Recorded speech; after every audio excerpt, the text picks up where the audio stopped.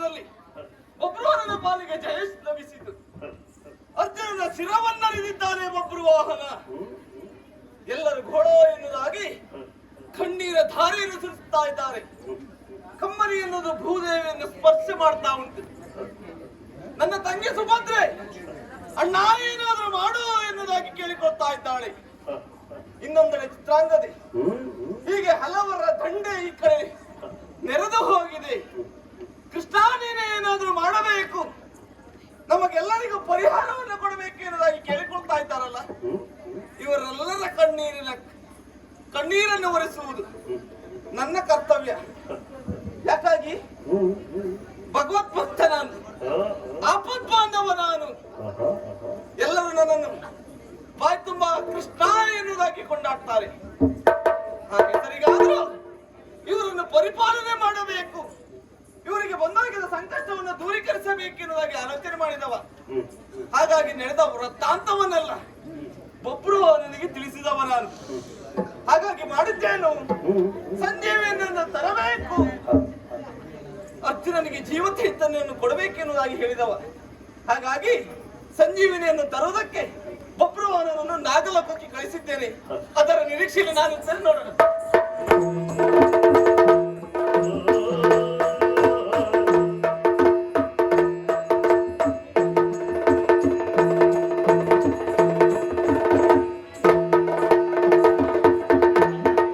ನಾಗಲೋಕದಿಂದ ಸಂಜೀವಿನಿಯನ್ನು ತಂದಿದ್ದಾನೆ.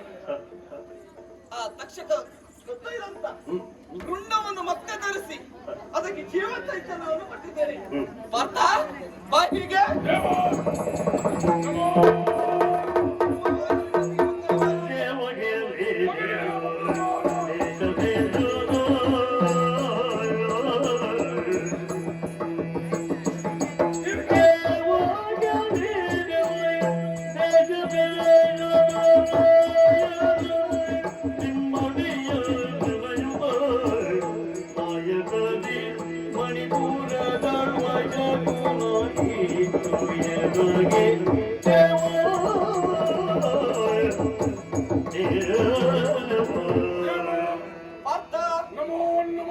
ಮತ್ತಿಗೆ ಮಂಗಲವಾಗಲಿ. ಶ್ರೀಹರಿ ತಮ್ಮ ದರ್ಶನವಾಯಿತು.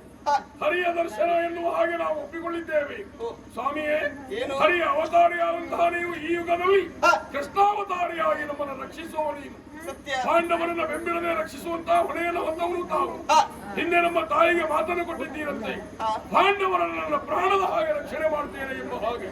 ಅದೇ ಪ್ರಕಾರವಾಗಿ ಪಾಂಡವರ ಪ್ರಾಣ ಹೋದರು ಮತ್ತೆ ಪ್ರಾಣವನ್ನು ಕೊಟ್ಟು ಪ್ರಾಣವನ್ನು ಉಳಿಸ್ತೀನಿ ಅನ್ನೋದಕ್ಕೆ ಜ್ವಲಂತವಾದಂತಹ ಸಾಕ್ಷಿ ಬಬ್ರುವಾಹನನ ಕಾಳಗ. ಬಬ್ರುವಾಹನಲ್ಲಿ ಹೋರಾಟ ಮಾಡುವಾಗ ಸತ್ಯ ಎನ್ನುವ ಹಾಗೆ ನಾನು ಭಾವಿಸಿದ್ದೇನೆ. ಯಾಕೆ ಬಬ್ರುವಾಹನ ಬಿಟ್ಟಂತಹ ಬಾಣ ಪ್ರಯೋಗ ಹಾಗಾಗಿತ್ತು. ಬಿದ್ದದ್ದೊಂದು ನನಗೆ ಗೊತ್ತಿದೆ. ಆಮೇಲೆ ಎಚ್ಚರವಾಗಿ ಕಾಣ್ತಾ ಇದ್ದೇನೆ. ನಿಮ್ಮನ್ನೆಲ್ಲ ಕಂಡೆ ಏನು ನಡೆಯಿತು, ಯಾಕೆ ಹೀಗಾಯಿತು. ಈ ಬಬ್ರುವಾಹನ ಸಾರಿ ಸಾರಿ ಬಂದು ಕೇಳಿಕೊಂಡಿದ್ದಾನೆ. ಕಾರಣ ವಿನಮ್ರನಾಗಿ ವಿನಂತಿಸಿಕೊಂಡಿದ್ದಾನೆ. ನಾನು ನಿಮ್ಮ ಅಗಲಿದ್ದೇನೆ ಚಿತ್ರಾಂಗದ ನನ್ನ ತಾಯಿ ಎಂಬ ಹಾಗೆ. ಚಿತ್ರಾಂಗದ ನಾನು ಸೇರಿದ್ದು ಹೌದು, ತೀರ್ಥಯಾತ್ರೆಗೆ ಬಂದಂತಹ ವೇಳೆಯಲ್ಲಿ. ಆದ್ರೆ ಆ ಸ್ಮರಣೆ ನನಗೆ ಇಲ್ಲದೆ ಹೋಯಿತಲ್ಲ. ಯಾಕೆ ಹೀಗಾಯಿತು, ಯಾಕೆ ನನ್ನ ಮರವೇ ಆಯಿತು. ಸ್ವರ ನದಿಯ ಶಾಪದಲೇ ಆಯಿತು ಪರಿಭವ ನಿನಗೆ.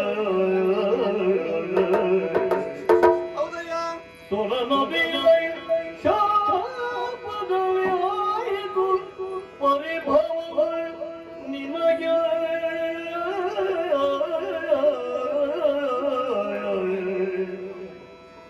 ಆಯದು ಪರಿಭವ ನಿನಗೆ. ತರುಳನಲ್ಲಿ ತಪ್ಪಿಲ್ಲ, ತರುಳನಲ್ಲಿ ತಪ್ಪಿಲ್ಲೆನುತ ಅರಸಿಯನು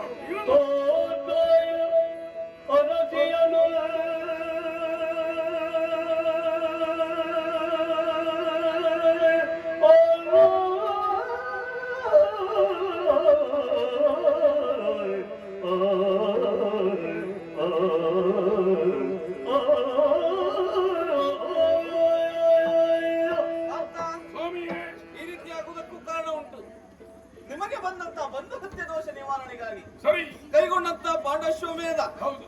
ಈ ಕುದುರೆ ಎನ್ನುವುದು ಈ ಹಿಂದೆ ನಡೆದು ಎಲ್ಲಿ ಹೋಗಿದ್ದು? ಮಾಹಿಷ್ಮತಿಯವರೆಗೆ ಹೋಗಿದ್ದು. ಹೌದು. ಆ ಸಂದರ್ಭದಲ್ಲಿ ನೀಲಧ್ವಜ ಅದನ್ನು ಬಂಧಿಸಿದ್ದ. ಅವರಮ್ಮಲ್ಲಿ ಹೋರಾಟಕ್ಕೆ ಬರಲಿಲ್ಲ. ಅವನ ಮಗ ಪ್ರವೀರನನ್ನು ನಿನ್ನಲ್ಲಿಗೆ ಕಳಿಸಿಕೊಟ್ಟಿದ್ದ. ಯುದ್ಧ ಮಾಡಿದ ಆದರೆ ಯುದ್ಧದಲ್ಲಿ ಉಳಿಯಲಿಲ್ಲ. ದುರದ ಪರಿಣಾಮವಾಗಿ ಆತನ ಮಗ ಮಡಿದ. ಮಗನನ್ನ ಕಳೆದುಕೊಂಡಂತ ನೀಲಧ್ವಜ ಬಂದು ನಮ್ಮ ಪಡೆಯನ್ನ ಸೇರಿದ್ದಾನೆ. ಈ ಮೈತ್ರಿಯನ್ನ ನೋಡಿದಂತ ಆತನ ಹೆಂಡತಿಯಾದಂತ ಜ್ವಾಲೆ ಕುಪಿತಗೊಂಡಳು. ನನ್ನ ಮಗನ ಸಾವಾಗಿದೆ, ನನ್ನ ಪತಿದೇವ ಹೋಗಿ ಅರ್ಜುನನ ಬಳಗವನ್ನು ಸೇರಿಕೊಂಡಿದ್ದಾರೆ, ನನ್ನ ಮಗನ ಪ್ರತಿಕಾರವನ್ನು ನಾನು ಹೇಗಾದ್ರೂ ತೀರಿಸಿಕೊಳ್ಳಬೇಕೆಂದಾಗಿ ಹೋಗಿ ಗಂಗಾದೇವಿಯಲ್ಲಿ ಅಂಗಲಾಚಿ ಬೇಡಿಕೊಂಡಳು. ಗಂಗಾದೇವಿ ಇದಕ್ಕೆ ಅಥವಾ ಪ್ರತಿಕ್ರಿಯಿಸಲಿಲ್ಲ. ಕುಪಿತಗೊಂಡಂತ ಆ ಜ್ವಾಲೆಯು ಅಂಬಿಗನಲ್ಲಿ ನಿವೇದನೆ ಮಾಡಿಕೊಂಡಿದ್ದಾಳೆ. ಹೇಗೆ ಒಂದು ಬಿಂದು ಗಂಗೆಯ ಸ್ಪರ್ಶ ಆಗದ ಹಾಗೆ ಗಂಗೆಯನ್ನು ನೀನು ದಾಟಿಸಬೇಕು ಎನ್ನುವುದಾಗಿ ಹೋಗುವ ದಾರಿಯಲ್ಲಿ ಗಂಗಾ ನದಿ ಸಿಕ್ಕಿದ್ದು. ಆ ನದಿಯನ್ನು ಉತ್ತರಿಸುವುದಕ್ಕೆ ಅಂಬಿಗರನ್ನ ಕರೆದು ಜ್ವಾಲೆ ಹೇಳಿದಂತಹ ಮಾತು, ಗಂಗೆಯ ಒಂದು ಬಿಂದು ಸ್ಪರ್ಶವಾಗದೇ ಇದ್ದಾಗೆ ದಾಟಿಸಬೇಕು ಎನ್ನುವುದಾಗಿ. ಯಾಕಿರಬಹುದು? ಕಾರಣ ಉಂಟು. ಗಂಗೆಯ ಸ್ಪರ್ಶಿಸಿದ್ದೇ ಹೋದಾದ್ರೆ ಇದನ್ನ ಕೇಳಿದಾಗ ಹರಿಯುವಂತ ನೀರಾದ ಗಂಗಾದೇವಿಯು ಪ್ರತ್ಯಕ್ಷಗೊಂಡಳು. ಆಗಲೇಬೇಕು. ಕಾರಣ ಏನು? ಸ್ವಾಭಿಮಾನವನ್ನ ಕೆದಕಿ ಮಾತಾಡಿದಾಗ ಆಗಲೇಬೇಕಲ್ಲ. ಕಾರಣ ಉಂಟು. ಆಕೆಯನ್ನು ಸ್ಪರ್ಶಿಸಿದಾಗ ಪ್ರತಿಯೊಬ್ಬರ ಪಾಪ ಎನ್ನುವುದು ಕಳೆದು ಹೋಗ್ತದೆ. ನಾವು ಕೇಳುವಂತಹ ಪ್ರತೀತಿಯದು ಅಲ್ವಾ? ಗಂಗಾ ನದಿಯ ನೀರು ಸ್ಪರ್ಶವಾಗದೇ ಇದ್ದಾಗೆ ನದಿ ದಾಟಿಸಬೇಕು ಅಂತ ಹೇಳ್ತಾರೆ. ಹೇಳಿದ್ದಾರೆ ಕಾರಣ ಕೇಳ್ತಾಳೆ.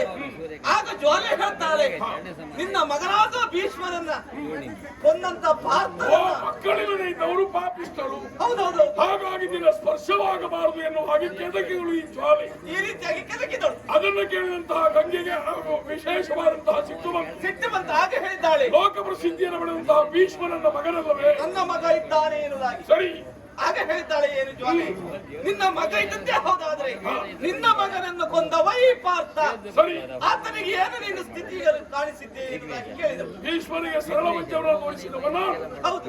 ಹಾಗಾದ್ರೆ ಭೀಷ್ಮರ ಸಾವಿಗೆ ನಾನು ಕಾರಣನಿದ್ದೇನೆ ಎನ್ನುವುದಾಗಿ ಕುಪಿತಗೊಂಡಂತ ಜ್ವಾಲೆ ಆ ಗಂಗೆಯನ್ನ ಸ್ವಲ್ಪ ಪ್ರಚೋದಿಸಿದಳು. ಆಗ ಗಂಗೆ ಏನು ಮಾಡಿದ್ದಾಳೆ? ಶಾಪವನ್ನು ಕೊಟ್ಟಿದ್ದಾಳೆ. ಕೇಳಿದ ಗಂಗಾದೇವಿ ಕುಪಿತಳಾಗಿ ಶಾಪ ಕೊಟ್ಟಳು. ಹೌದು. ಏನೆಂದು? ನನ್ನ ಮಗನ ಸಾವಿಗೆ ಕಾರಣನಾದವನಿಗೆ ಅವನ ಮಗನಿಂದಲೇ ಸಾವು ಬರಲಿ ಎನ್ನುವುದಾಗಿ. ಓ ಓ ಓ ಇದೆಲ್ಲ ಹೆಂಗಸರು ಶಾಪ. ಹೌದು. ಎಂತ ಪರಿಣಾಮ ಬೀರಿ ಹೋಯಿತು. ಹೆಂಗಸರು ವರ್ಷ ಮಾಡಿದ್ರೆ ಏನು ಆಗ್ತದೆ ಎನ್ನುವುದಕ್ಕೆ ಸಾಕ್ಷಿಕತೆಯಲ್ಲವೇ. ಆಮೇಲೆ ಗಂಗಾದೇವಿ ಶಪಿಸಿದಳು.